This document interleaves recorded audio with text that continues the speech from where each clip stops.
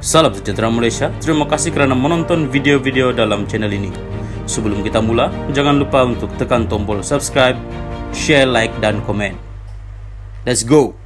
Salam sejahtera dan salam perpaduan kepada seluruh rakyat Malaysia. Berita seterusnya bertajuk Anwar akan berdepan Dr. Mahathir di mahkamah.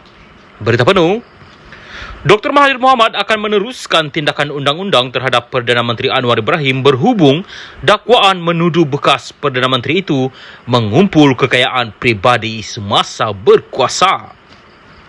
Tun Mahathir telah mengarahkan kami untuk meneruskan tindakan di mahkamah. Ini membuktikan bahawa Anwar tidak memohon maaf atau menarik balik kenyataannya. Bagi Tun, ia adalah pembohongan oleh Perdana Menteri, kata Peguam Mahathir Muhammad Rafiq Rashid Ali dalam mesej teks kepada Malaysia Kini. Surat bertarikh hari ini 17 April dan dihantar Peguam Anwar Alif bin Hamin Suhaimi menyatakan Anwar menafikan semua dakwaan Mahathir. Untuk makluman, kami telah diarahkan oleh anak guam kami untuk menafikan semua dakwaan dan kandungan dalam surat anda. Dalam hal ini, anak guam kami bersedia untuk menjawab sebarang dakwaan jika ada di mahkamah dan bukan melalui surat menyurat jika anak guam anda mahu meneruskan tindakan undang-undang, kata surat itu. Mahathir menghantar surat tuntutan kepada Anwar pada 27 Mac menuntut pengurusi Pakatan Harapan PH itu menarik balik dakwaan yang dibuat semasa ucapan dasar pada Kongres Nasional Khas PKR 2023 pada 18 Mac. Sekiranya Anwar gagal menjawab surat itu, Mahathir berkata dia akan meneruskan tindakan undang-undang. Tarikh akhir Anwar untuk menjawab surat undang-undang Mahathir ialah 3 April. Tetapi ia ditangguhkan ke hari ini selepas Peguam Anwar meminta dilanjutkan. Anwar tidak menyebut nama Mahathir tetapi merujuk tempoh pemerintahannya dengan berkata ada orang sekarang setelah 22 tahun campur 22 bulan jadi berkuasa sekarang mengeluh. Melayu hilang segala-galanya, hilang harta, hilang saham, bagaimana saja tidak hilang kalau kamu bolot untuk keluarga dan anak-anak kamu. Sekarang bila hilang kuasa bicara soal rakyat, jangan perbodohkan rakyat, rakyat harus bangkit mempertahankan hak mereka. Kumpulkan, tonton, Tan Sri, tauke-tauke besar, berapa kerap orang sekarang merencana untuk menggugat dan menggunakan sentimen kaum, mengajak orang-orang Melayu membenci kepada kaum-kaum lain dan menyatakan kuasa hilang dakwa Anwar. Mahathir mendakwa ini adalah rujukan yang jelas kepadanya kerana laporan media mengenai ucapan itu menyebut namanya. Pada 7 April, Anwar berkata dia tidak ragu-ragu untuk memberikan bukti kepada Mahathir untuk menyokong dakwaannya. Saya tak nak gaduh, dia minta bukti, saya bagi bukti, no problem, kata Anwar semasa sesi dialog bersama pelajar Universiti Teknologi MARA UiTM.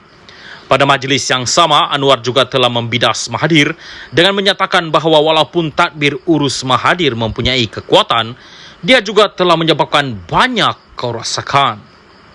Salam sejahtera dan salam perpaduan. Berita seterusnya dipetik daripada BH Online bertajuk Anwar akan hilang sokongan rakyat jika gagal pertahan kehakiman. Khairi.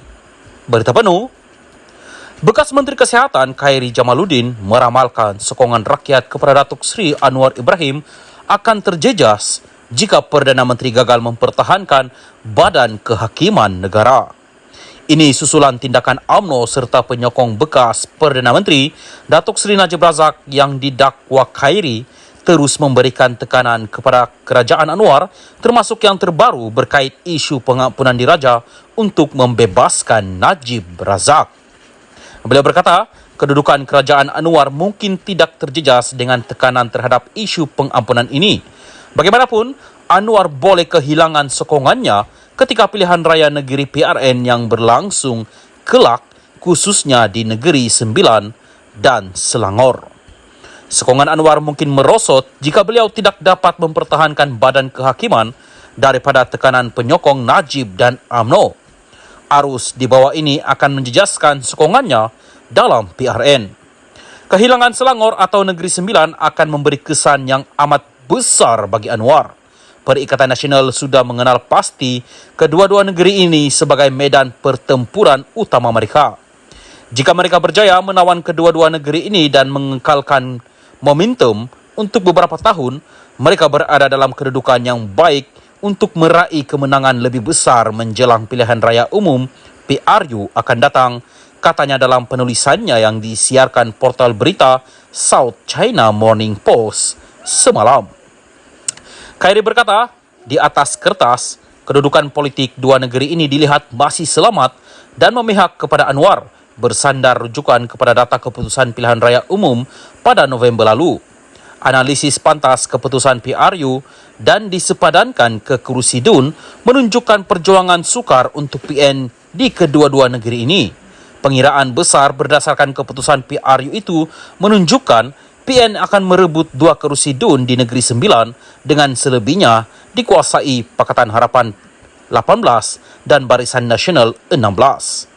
Di Selangor, PN akan lebih baik dengan 12 kerusi DUN, tetapi ini masih kurang daripada 41 kerusi DUN Pakatan Harapan.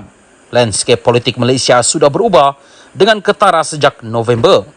Namun, peluang PN untuk ditingkatkan jika mereka memastikan calon-calon terkenal dan popular untuk bertanding dalam PRN nanti, katanya.